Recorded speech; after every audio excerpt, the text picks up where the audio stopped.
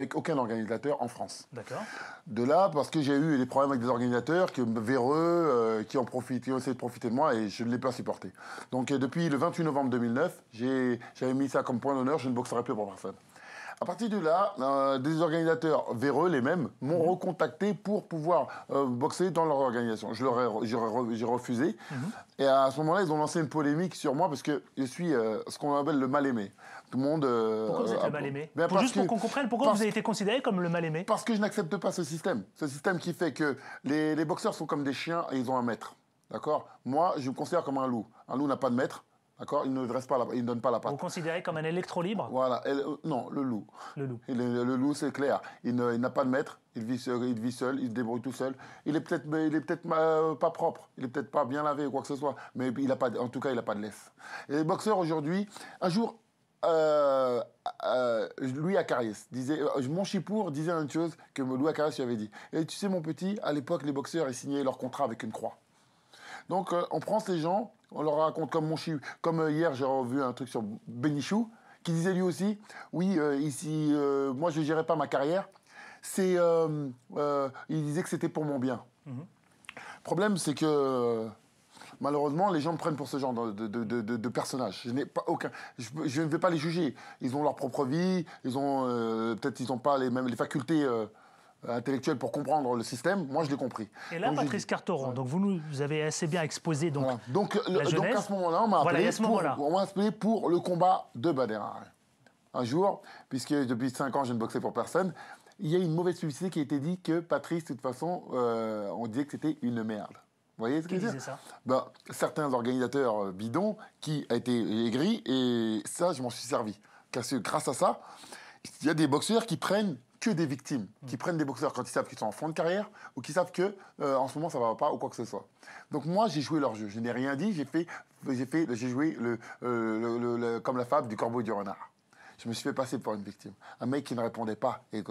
Jusqu'à ce qu'on m'envoie un fameux contrat pour me proposer un combat contre un certain Badr Hari. Ouais. On me l'a envoyé au mois de juin. Badr Hari, que tout le monde connaît d'ailleurs, voilà. Champion en titre. Champion du K1, une société privée. Muay Thai. Non, pas Muay Thai. Il n'a jamais boxé en boxe thaïlandaise. C'est pour ça que je suis là pour remettre les choses au clair. Vous savez, aujourd'hui, on invente tout et n'importe quoi, on dit n'importe quoi. Vous avez pu le constater sur mes vidéos, je tape avec les coudes. Je tape avec les trucs. Le coup de la boxe thaï, c'est les coups de coude, les coups de genoux, les saisies, le corps à corps. Ce monsieur n'a jamais boxé en boxe thaï. Alors peut-être dans un combat amateur en 95, 96, je ne sais où, mais il n'a jamais boxé en boxe thaï. D'ailleurs, on lui a proposé de m'affronter en boxe thaïlandaise. À cela, il a fermé son Instagram, et d'ailleurs, j'ai fait un alerte enlèvement à l'époque. C'était pour cette raison, parce que quand on m'a proposé de faire ce combat en boxe thaï contre lui, il était tellement zélé qu'ils lui ont proposé. Il a dit non. D'accord. Bon, en tout cas, on n'est pas là pour, effectivement, on est là pour éclaircir, donc maintenant, si vous voulez, Patrice Carteron. On m'a fait signer ce contrat, je n'ai rien dit, et j'ai officialisé, j'ai fait une entorse à mon règlement, je suis parti boxer chez un ami à moi, et j'ai dit, je vais faire une surprise. Et là, j'ai dit, bon, maintenant que les choses sont signées et qu'il n'y a plus moyen de s'en sortir, il est temps que je termine la carrière de Badr Hari. Dites-moi, j'aimerais comprendre, Patrice Carteron, est-ce que vous le craignez à ce moment-là, lorsqu'on vous a proposé ce contrat face à Badr Hari? Est-ce que vous vous dites, ouais, Badr Hari, ça craint quand même? Je m'attaque à du lourd, ou vous-même, parce que vous, on vous connaît ici en France, vous êtes français, donc on connaît votre carrière aussi. Champion du monde en titre boxe thaï et puis kickboxing. Vous êtes jamais ça a effleuré votre esprit en disant, ah, ça craint quand même avec Badr Hari ou pas du tout? Qu'est-ce que vous vous êtes dit à ce moment-là? Non, je me suis dit, seule chose, ce combat-là, il y a la popularité. Vous voyez ce que je veux dire? C'est comme les films porno, excusez-moi, de terme. Voilà, il y a Clara Morgan, on va dire que c'est la plus belle parce que les magazines ont dit des trucs. Des filles comme ça, j'en trouve partout. D'accord? Maintenant, à partir du maintenant, c'est selon les goûts et les couleurs. Lui, c'est pareil. Pour moi, c'est Clara Morgan de la boxe. Il est devenu populaire grâce à une organisation qui s'appelle K1, une organisation truquée qui a coulé en 2010. Cette organisation passait sur 180 pays. Dans 180 pays, tout le temps, avec leur nom et leur prénom annoncés. Donc, à partir du moment où ils sont devenus populaires, ils étaient extrêmement populaires. Bob Sapp, Peter Hart, etc. et compagnie. Donc, à partir de là, ce qui me gênait dans ce combat, c'était comme quand la popularité était telle que on se considérait plus fort que moi. Mais dans un combat, rien n'est joué jusqu'à la dernière minute. Donc je me suis dit, on ne sait jamais. Je me suis dit, oulala, si je perds contre ce mec, les gens vont parler comme si c'était l'homme le plus fort du monde. Pour moi, c'est faux. Pour vous, c'est faux. D'ailleurs, vous vous êtes entraîné très dur pour ça, jour et nuit. La haine. Pour le 16. J'avais de la haine. 16 octobre dernier. J'avais la haine. Vous aviez la haine. Pourquoi la haine de quoi? Parce que Déjà, j'avais déjà vu, d'habitude, on m'avait toujours insulté dans la boxe. Vous le savez, bon, c'est normal, ça fait partie, on ne peut pas Ça être fait aimé par partie tout des le monde. règles quand on connaît mieux de la boxe. Mais là, en fait, ça avait pris un autre degré. Moi, en fait, tout ce qui est sur les réseaux sociaux, ce sont des amis qui les gèrent pour moi. Et à un moment donné, je répondais aux insultes de Badr Hari, parce que d'ailleurs, il faut oublier, la première personne qui m'a insulté, c'est M. Badr Hari. Ouais, parce qu'on voit d'ailleurs, je D'accord. les ai, moi, D'ailleurs, le combat, il s'est tenu. Par contre, pour le Sur coup, Facebook, sur Facebook, Instagram, sur les réseaux Instagram. sociaux, sur les réseaux sociaux. C'est là où les hostilités, d'ailleurs, On commençait. ont commencé, hein, d'ailleurs, sur les réseaux sociaux. Si vous le permettez, parce que comme on va très très vite, Patrice Carteron, si vous voulez bien, à ce moment-là, vous apprenez donc Badr Hari annule le combat. On est d'accord, c'est Oui, Badr oui, Hari oui. qui annule le combat. Hein. Oui. Qu'est-ce qui se passe dans votre tête? Vous vous dites quoi? C'est quoi? C'est la haine que ce combat, qui était tant attendu, c'était le combat du siècle, le combat de l'année. C'était le combat du siècle. Je reprends les termes de certains internautes. Vous savez ce que je me suis dit? Tu t'es démasqué. Tu as montré ce que moi j'essayais d'expliquer à tout le monde, que je montrais à toute la planète, qu'on met qui on veut en avant. Comme vous êtes présentateur. Si on veut vous faire passer pour le pire des racistes, le pire des trucs, on peut le faire du jour au lendemain. Que vous le vouliez ou non, c'est comme ça, vous voyez? Donc, moi, de la même manière, moi, par exemple, je connais Dieudonné. Je me fiche de ce que les gens pensent. Moi, je vous le dis, entre vous et moi, texto, c'est pas un raciste. Maintenant, on lui a fait une image. Si on veut faire une image, on vous la fait. Vous voyez? Donc moi, j'étais content de faire sortir la vérité. Alors la vérité, ce fameux tournoi, j'aimerais juste je vous propose tout de suite de regarder ce court extrait. Vous êtes dans votre chambre à Dubaï, et vous, là, à ce moment-là, vous regardez le combat Badr Hari face à un autre. Ça devait être vous. C'est très et bien. là, vous le commentez. On le commente, mais vous allez voir que carrément, je peux vous dire l'enchaînement qu'il va faire avant même qu'il le donne. Bon, regardons ça que vous n'avez pas Patrice fait attention. Carteron, regardons. Regardez tout de suite de Patrice Carteron depuis sa chambre d'hôtel à Dubaï. Alors, on est à fond dans le combat là. Mamadou, viens écouter la musique. On est à fond là. On a dit ça si on est à fond là quand même. On regarde le grand combat là. Badr Hari là qui va combattre contre Oporotov. 80 kills. Très court. D'ailleurs, à la fin, la chute de votre vidéo, là, depuis vos chants, vous avez dit, ouais, finalement, Badr Hari, tu représentes plus rien pour moi. Voilà. Avec ce que je viens de voir, ce que je viens de vivre en direct du combat, pour moi, plus de respect. Vous dites ça avec vos mots, mais moi, je le dis, voilà. En gros, c'est ce que j'ai compris, c'est plus de respect. Vous savez, à partir du moment où vous commencez votre vidéo, la première phrase qu'il m'a dit sur Instagram, c'est « Tu m'as fui en 2011, tu veux m'affronter en 2014 ».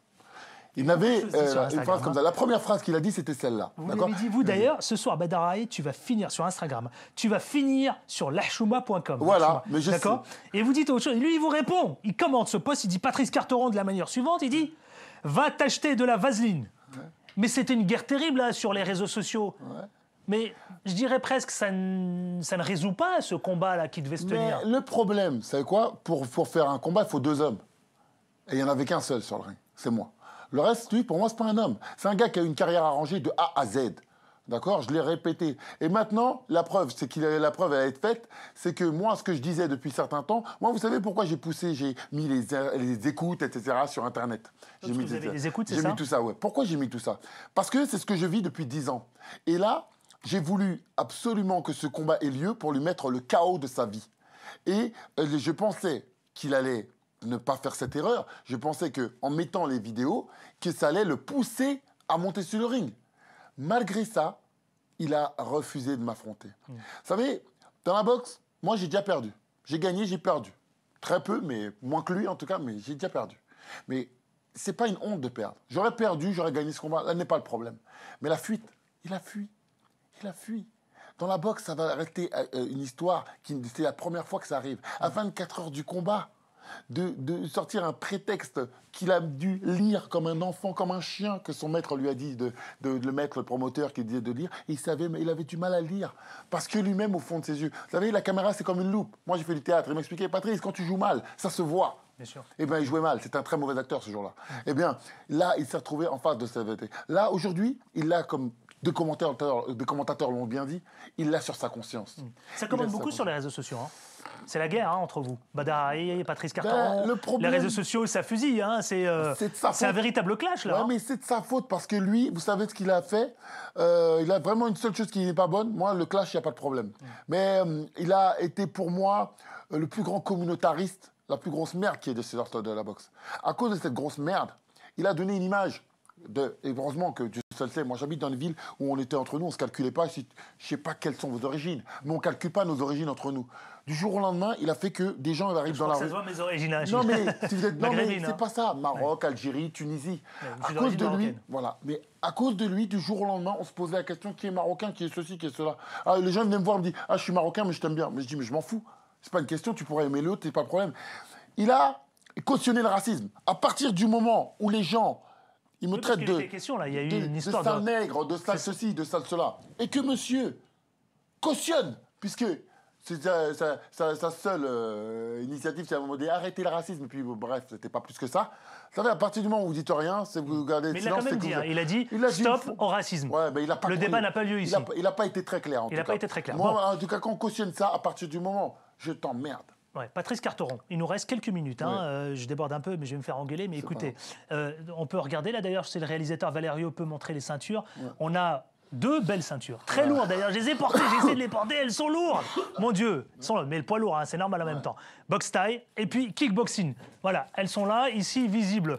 Je voudrais les montrer aux téléspectateurs. Dites-moi, vous dites vous-même, ils veulent me faire fermer ma gueule. Oui. Pourquoi vous dites ça, Patrice Carteron? Parce que je dérange. Vous pensez vraiment que vous dérangez, Patrice? Je montre aux boxeurs qu'on peut s'en sortir sans avoir besoin de magazines bidons, qu'on n'a pas besoin de... Vous dérangez parce que vous n'êtes pas dans le système? Parce que je ne suis pas dans le système, parce que je fais les choses par moi-même, que je travaille avec les collectivités, que je ne... Vous ne pas pour vous-même, physiquement d'ailleurs? Je me fiche. Ça vous explose en pleine figure? Je vais raconter une histoire. Vous savez quoi? Les pressions que j'ai eues à Dubaï, ils ont vu, moi, je suis capable de me jeter par la fenêtre. Je me fiche je n'ai rien à foutre. Même si vous avez une famille. Quoi qu'il arrive, quand je fais quelque chose, je vais jusqu'au bout. Il n'y a plus de famille, il n'y a plus rien. Quand c'est la guerre, c'est la guerre. Donc moi, je ne fais pas les choses à l'envers. Donc les gens le savent. S'ils veulent me menacer, ça ne marchera jamais. Rien ne vous fait peur. Jusqu'à la mort. À partir du moment où je veux quelque chose, c'est jusqu'à la mort. Dites-moi, Patrice Carteron, avant juste d'avoir quelques mots, le combat, est-ce que finalement il aura lieu un jour face à Badr Hari? Vous savez quoi? On parle de juin prochain. Est-ce que c'est vrai? Mais quel juin? Mais vous savez quoi? Il y a une rumeur qui court, c'est juin prochain, le combat va se tenir au Maroc face à vous. Mais lorsque vous êtes, vous avez un mariage, d'accord? À l'heure d'aujourd'hui, hein, d'accord? Vous devez prendre la salle au moins 1 an à l'avance pour les réservations, d'accord? Le Maroc, d'accord? C'est pas même à Ouagadougou ou je ne sais où, d'accord? Hein? Vous devez avoir une salle, une réservation, une date, quelque chose, un plateau, etc., etc. À l'heure d'aujourd'hui, moi qui suis organisateur, vous ne me dites pas qu'au mois d'octobre, qu'au mois en novembre, vous n'avez même pas la date, l'endroit, le lieu de votre truc. Tout ça, c'était une carotte. Pour que je fasse quoi? Que je ne vienne pas à Dubaï, qu'ils allaient me donner un pseudo-chèque le 23. Le gars là, il aurait eu lieu, ils auraient dit, vous avez vu Carteron, il a fui le combat. Et ensuite, on m'aurait plus jamais répondu au téléphone. Patrice Carteron, le combat n'aura jamais lieu. C'est fini, c'est fini. Donc on ne parlera plus de Badr Hari face à Patrice Carteron. Badr Hari, pour moi, est un homme mort. C'est une merde. Je le répète, c'est un lâche fini. Et d'ailleurs, il s'est encore fait, il s'en prend. Et j'ai pas de leçon de respect de prendre quelqu'un qui tape des pauvres gens dans les boîtes de nuit, qui fracasse tout le monde à gauche et à droite. Mais moi je le dis, je m'en fous qu'il l'entende. Moi j'ai lancé l'invitation auprès de Badr Hari. Il est le bienvenu ici. Il a également droit de citer pour venir en parler et donner sa version. Justement, j'en profite.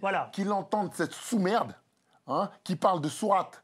Et qui boit et qui vide des bouteilles. Non, je le dis pour que tout le monde entende. Et qui parle de sourate et qui prend des bouteilles d'alcool, et qui vide des bouteilles d'alcool sur les femmes. Ouais. Tu n'es qu'une merde. Patrice Carteron. Voilà. Non, mais ce que je voulais dire, c'est que restons juste sur le combat de la boxe. Je suis sans pitié, c'est de la haine. Je suis d'accord. Non, mais je suis d'accord, c'est la haine. J'ai bien compris que c'était la haine entre nous. C'est pour ça que je vous ai invité. Et vous m'avez dit que j'allais parler cash. Absolument. C'est pour ça que je vous ai invité pour éclaircir et pour que nous-mêmes on puisse comprendre. Ouais. L'invitation a été lancée aussi, y compris à Badr Hari. Il est bienvenu ici, y compris donner sa version des faits. Dites-moi. Il nous reste quelques secondes. J'ai vraiment débordé. Il va falloir qu'on aille très très vite. Vous, aujourd'hui, vous en êtes où? Qu'est-ce que vous faites? Vous continuez à combattre. Vous êtes aussi promoteur d'événements, il me semble. Juste pour vous suivre un petit peu dans ce que vous faites. Je continue mon travail. Je vais faire comme d'habitude. Je le répète parce que souvent les organisateurs vont vous dire que je refusais tel truc. Depuis 5 ans, je ne boxe pour personne. Donc, comme d'habitude, j'appelle aux collectivités. Je travaille essentiellement avec les collectivités. J'appelle aux maires de villes qui veulent un événement. Je serai prêt à organiser n'importe où en France, avec n'importe qui, et pour leur montrer le kickboxing, la boxe thaïlandaise. Je suis là pour les gens. Vous êtes là pour les gens, donc le combat continue. Le combat continue. Vous lâchez pas seul et je lâcherai jamais. Vous ne quittez pas le ring. Non. D'accord. Par contre, lui, j'espère qu'il va le quitter parce que c'est la honte, c'est la chouma. Quand dites-lui, c'est Badaraï. Voilà. Même pas, il a un nom. Il a même pas de blase. Baltringue. Merci infiniment. Attention, tout le monde y passe, personne n'y échappe. Mon cher Patrice Carteron, ça s'appelle le 5 questions en 10 secondes. Ouais. C'est parti.